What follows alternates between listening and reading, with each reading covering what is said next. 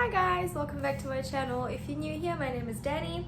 On my channel I basically talk about whatever I feel like might help anyone out there. Let's just go to the video. So today I really wanted to talk about how to build healthy boundaries, how to spot toxic people in your life, how to spot users and how to get rid of them, and also how to take more care of yourself when you're an empath and taking too much care of other people. So first I wanted to talk about what is an empath. So an empath is the person that has a lot of feelings towards other people in a way of they really feel other people's pain, they really relate to it and they really understand it. Also, everything will make them emotional. So they could watch a sad movie, they could watch a sad story in the news and they would just get really upset by it because they can actually really feel that pain. And what they also do is they always put themselves second or last and always put other people in front of them or other people's needs before their own needs, because they try to make everyone happy and they try to make everyone feel safe and heard and seen. And usually empaths are people who went through a lot of pain themselves, and what they want to do is basically to keep other people away from that pain so that they don't have to go through that either. And I didn't even know I was an empath until my therapist told me about it. So I always knew that I was a really caring person and that I was really trying to always be there for everyone. And I used to be such a people pleaser. Like I used to always be the one texting everyone, planning everything, trying to make everyone happy, trying to make everyone laugh and smile all the time. And it really exhausted me because I didn't even know who I was. I didn't even know myself, what my needs are, what I want out of life. I always just wanted to make everyone else happy. And when I came to Australia, it took me like 3 years to finally be able to just be me and love myself and put myself first. And sometimes I still don't. Like sometimes I would still put my needs second if a friend needs me. And as bad as that can be, it also is a really good thing. I'm not saying empaths should change or they should not be empathetic anymore, because we need people like that.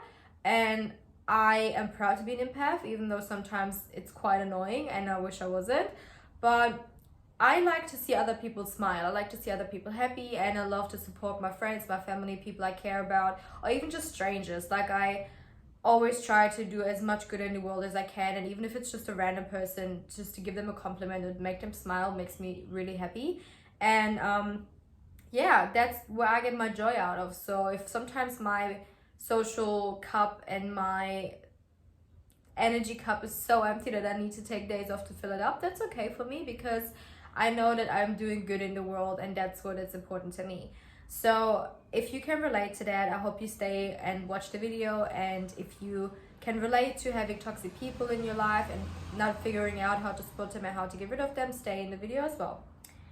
So if you stayed, the first thing I wanted to talk about is toxic people and users or narcissists, how you can spot them and how you can get rid of them. So I used to have a lot of users in my life. I used to have a kind of narcissistic boyfriend, a really narcissistic friend. I in general was just always kind of really attracted to guys who are really narcissistic, because that's like the perfect match for chaos. Like an empath and a narcissistic person is just codependency in a textbook. So what happened to me was with my really narcissistic friend, she was one of my best friends, and it was hard to get rid of her. Like even though I could see she was being really toxic and everyone else was telling me the same thing, I just didn't want to get rid of her, because I was like, oh, we went through so much together and she was there for me and she's done so many things for me. But that's the thing with users, they know how much they need to give so that you stay, but they would still use the hell out of you. So what she used to do, she would always blame everything on me. We would always get in fights and she would always talk bad about me, and then I felt bad about myself because I thought I was the problem. So that's one indicator. Or like my ex-boyfriend, for example, when we had fights, he would just leave me crying in a room and just go out and make friends. And I'm like, bitch, what? Excuse me. But yeah, so that's a few things I just had to learn and just go through. And I mean, that's the reason why I'm doing this video. I felt a lot of pain being an empathic person, and I needed to learn to set boundaries and how to spot people who are just using me. And it was a lot of pain, and I want to share all that so that you guys can relate to it and maybe, you know, not have to go through that same thing. So some indicators, as I mentioned, how you can spot a toxic a using or a narcissistic person are traits like they always get into fights. Like everything turns into an argument. They're always just trying to blame everything on you. They never see their own flaws. They will just not talk to you for days and then never apologize. Like even though they were wrong, they would never apologize to you ever. They would just pretend like nothing happened. Another indicator is that they talk bad about their friends. Like you would see them with their friends and they would be super happy and fun and they would love the shit out of them. And then once the friend are gone, they talk to you about how bad that friend is. And you're just like, if you talk about them that way, how do you talk about me behind my back? So that's another indicator. And another thing is also if they always see what can they get out of them. So if you have a friend that always tells you about boyfriends or guys or girls that they meet and they tell you about what they can get out of them, like, oh, this one is a business owner, I could get into a business whatever venture with them. That one has discounts at this store and I could get discounts from him. That one works at this restaurant so I could get free food. Like they never actually tell you about how amazing that person is and what they do and who they are. They always just flip to, oh, I can get this out of them and this and this and this, and they just like pick and choose. And then when you see that they don't get that value anymore, they just cut them out. That's probably where you should think about, okay, what value am I giving them? And what if I take the value away? Am I still going to be their friend? And that's what happened to me. Once I took my value away, I wasn't used anymore, I guess. And it was really hard for me to cut people out because I just never used to do that. I used to always try to give everyone chances and to always be understanding and forgiving, but at a certain point you just have to see if it drains you too much and if you're just always exhausted talking with that person and it's more fights than actually nice time together, you should cut that person out. And how you can do that, you don't even have to talk to that person if you can't do it. Like I couldn't do it. I just had to stop talking to that person and just block them everywhere because I was like, I wasn't strong enough to just go up and start another fight or another argument, because I tried so many times to fix that person. That's something empaths love to do as well, just fixing everyone out there for free. So what I used to do, I always try to talk to her and be like, you have to change this and you have to change that and you can't be like that. This will stand in your way and you can't do this. And they would just never listen to me and I'll just waste my time and my breath. So I tried. It's not like I just straight off cut them off, but after a time I was like, you know what, this is just giving me bad vibes and I'm just always feeling stressed and upset and always like not supported. Every time I would tell them good news about something that happened to me, they would be like, oh, how can you help me do that as well? And I'm like, I can help you, but how about you first maybe congratulate me or pretend like you're happy for me and then ask me how I can help you with that. But that's just something they never did. So these are traits how you can see toxic, narcissistic, or using people.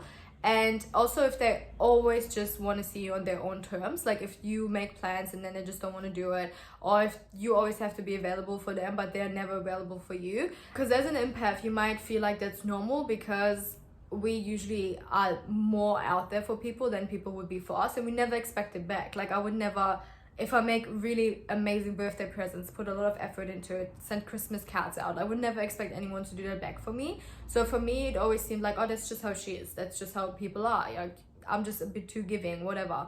I'm just a bit too, like, open-hearted. I don't know. But when you can see that they're, like, giving no value to your life, it's just not worth it. Like, just let it go. And if you want, you can talk to them about it. But I wouldn't waste my breath, to be honest.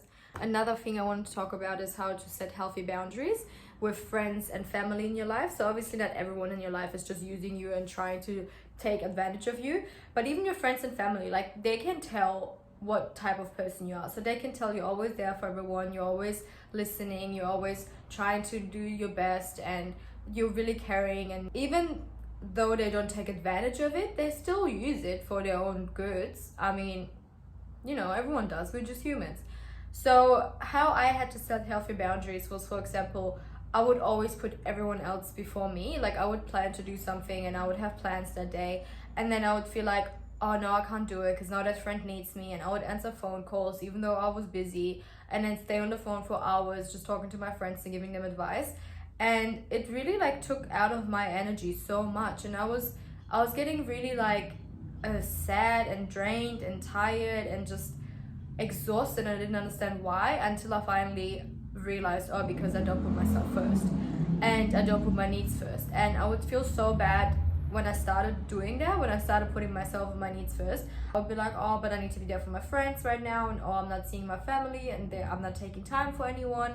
And I would feel really bad about it because I didn't want them to think that I don't care about them. But let's be honest, guys, your friends and family, if they really love you and they really care about you, they will want you to put yourself first. They will want you to thrive, and they want to see you happy and loving and energetic, and they will understand your boundaries. And if you set boundaries and people don't accept them, then they just don't accept your boundaries, because then they can't take value out of you anymore, and that's what they don't like. So how to set healthy boundaries is, for example, what my therapist told me as well. When I get a phone call or a message from a friend and they really need me, but that night I was like, oh, I really need me time, I really need to just relax, oh, I want to do this, I want to do that. Answer the phone call or the message and be like, hey, what's up, what's wrong? And if it's something really bad, take the time, obviously, like if someone died or they really need you, be there for them. But if it's just them calling to bitch about another date they had or just something that's really not that necessary, hang up and be like, oh, sorry, just give me 5 minutes, I'll call you back, I just need to finish up something. And take that 5 minutes to think about, okay, how important is that to me right now? But how important is what I actually wanted to do for myself? So then you value out, okay, how much time can I give that person to talk to me about it? And then, for example, you come to a conclusion to like, okay, I can spare 10 minutes. And then you call back and be like, hey, I have 10 minutes. Do you just quickly want to talk to me about it? I can give you some advice. And then stay on 10 minutes because you got other shit to do and you need to put yourself first. So for me, when my therapist told me that, I was like, what? I can't just cut off my friends if they need me. Like, there's no way I can do that. And then she was like, well, yeah, why not? Do you not think they do the same? I'm like, yeah, they kind of do. Like, I don't always get phone calls answered or get called back or replied to straight away. And I never get called about it. I'm like, okay, that's just, they're just busy. They have other things to do. They will call me back when they have time. She's like, exactly. And that's how they think as well. And I'm like, oh. Like, I always kind of think that people expect so much from me, but they don't. Like, I just put that in my head. And then I also just started opening up to people myself.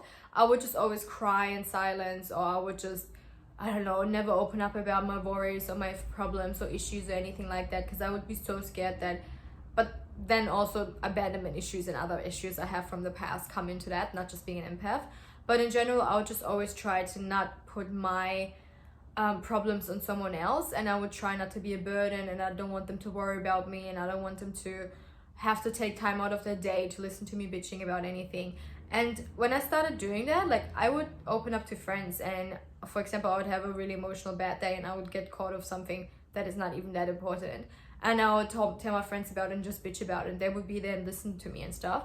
But then afterwards, when I realized, okay, that was really unnecessary, like, why did I get so upset about that? I would apologize so much for them having to listen to that shit, and they're like, that's fine, who cares? Like, you had a bad day, you wanted to bitch about it, it's fine, don't worry about it. And I would be like, okay. Like, it's just something you need to set to yourself, to put yourself first. Like, in friendships, relationships, in family settings, you need to put yourself first. If your social cup is emptied out, you can't just fill it out of nowhere, like, you need to take time for yourself, and you need to do things you love to do and find out what other things you love to do are, and not just being there for other people. So another thing I wanted to talk about is dating. So with dating, same as with friendships and families, I used to, or I still do, always give way too much. Like, I would put their problems onto me and make them my problems and make them my worries and my fights.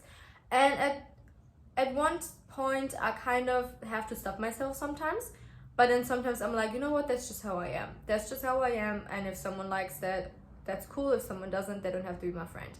And once you learn how to spot using people and how to spot like narcissists and stuff, you can be like, okay, how much can I give that person? You learn to not just give and give and give. You learn to also receive and be okay with receiving back and expecting it.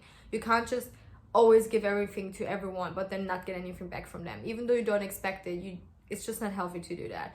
So with dating, for example, if I meet someone, I'll be so nice, always give my best to be nice and impress them and make really thoughtful gifts. And I don't know, like, even the guy I'm seeing now, it was his birthday on Saturday, and I was so busy the last few weeks working. Like, I had like one day off every 2 weeks, And I still took the time out to, I hope he doesn't see this, I still took the time out to like bake him a cake, like really decorate it and get all the ingredients, and it was so much money at the end. I was like, I could have just gotten a customized cake because it would have looked better anyways. But never mind, I made that cake, I put so much effort into it, so much time, I had like no chill. And I also painted him a picture because I just like really personal gifts, and he really appreciated that. Like I really saw that he really saw how thoughtful it was, and he really appreciated that. But for example, with my ex-boyfriend, if I did something like that, he would just not really appreciate it. He would be like, what's that? Sometimes you need to, you know, cut that off, because especially in the beginning it might come across as being really crazy if you're being really nice to someone that you just met, and even though that's just how you are, they don't know that yet because they just met you. So sometimes I would be seeing a guy and I would be just myself, just being nice and caring and thoughtful, and then he would be like, oh, you're really into me, aren't you? Like, you really love of me, you're really crazy over me. I'm like, no. Why did you think that? He's like, oh, because you're just so caring and nice and thoughtful and you do all these things. I'm like, yeah, but that's just what I do. Like, if you tell me you have a bad day, I'll make you a little care package. I will do that for my friend as well, or for my family member. Like, that's just what I do. And that's why sometimes you just need to introduce it slowly, step by step, that you are a really empathic person and really caring and thoughtful. Because, you know, if you just put it all out there at once without even knowing that person, they might turn into a user. Like, they might actually not be that interested in you, but then seeing all the value you give them and just keeping you there just to get all that out of you. So try to keep back a bit. Like, I know it's hard, I know that's how you is, and when you start liking someone you want to give them the world, but just cut back a bit. Like, don't move a sea for someone that wouldn't even move a puddle for you, you know what I mean? You also still need to always put yourself first. Remember that, for example, if you set up a date, don't just cancel because you just don't want to go. But if he asks you or she asks you if you want to go on a date and you have something planned that day, or you just don't have time, don't try to make time if you genuinely don't have time. Whatever you plan first needs to be your priority. Whatever you need to do for yourself needs to be your thing that you really have to do. And try to not always be too available. Like, try to not always just think about that person and always be there for them. Like, that's just not your job. Like, you need to be there for yourself. At the end of the day, you are the only person who will always be there your whole life, guaranteed. Like, you never know what happens with people around you. You can be married for 20 years and something can happen to that person, or you can just break up. And so you always need to remember that the most important person in your life is yourself, and you need to put yourself as that. Being in a relationship with someone shouldn't take away from yourself. Of course, you have to compromise and you have to find solutions. That's why you need to know you have to be ready to be in a relationship and not just be with someone for the sake of it. And anything could happen to that person. They could choose to leave you one day, because you can't control what they think and what they do, but you can control yourself. You need to be at a state where you know, okay, whatever happens, if that person leaves me and something happens to that person, if everyone leaves me and I'm all by myself, I'll be okay. You need to know that no matter what happens, you'll be okay just being by yourself. And that's real confidence, and that's real self-esteem. Not knowing that someone wants you, but knowing that you want yourself and you're fine with just being with yourself as well. So always give your love, don't change, but step a bit back, give it slowly, and also don't put that other person in before your own needs or before your own wishes. Don't change for that person. Try to find compromises, but don't change your core values ever. Okay? And you also, like what I said with that friend prior, when I took away the value they saw in me, you can also try that with dating. Like, if you have a feeling that you might just be used for sex, for example, why don't you just take that away for a while? Just be like, oh, you know what, I got whatever, yeast infection, just make something up and be like, oh, we can't have sex for a while. Or if it's maybe your attention, like you're always talking to them so much and always listening to them, maybe take that away. Take it away what you feel like might be the reason they're with you, and see if they still want to be with you. See if they value you for you and who you are, what you give to the table, but also just being with you and not just being with you because of what you give them and what they can take from you. So to come to conclusion, it's super important to always put yourself first, your own needs, your own wishes, your own desires, and still be there for loved ones within healthy boundaries. So try to set your healthy boundaries and realize that if someone is not okay with them, they were never your real friend, or they never really cared about you, because someone who really loves you will want to see you thriving and will want to see you working on yourself, improving and being happy just as much as you want them to be happy and thrive. Okay guys, anyway, so I filmed it another time for you guys and I hope you enjoyed it. I hope you stayed around. If you liked that video, if you like my content, please leave a like, a comment, and subscribe to my channel, and I will try to put some more content out and not be so sloppy with it. Love you guys. Bye. This is too much. Wait, slow down. Okay. What the fuck am I talking about? But so, okay. Open out the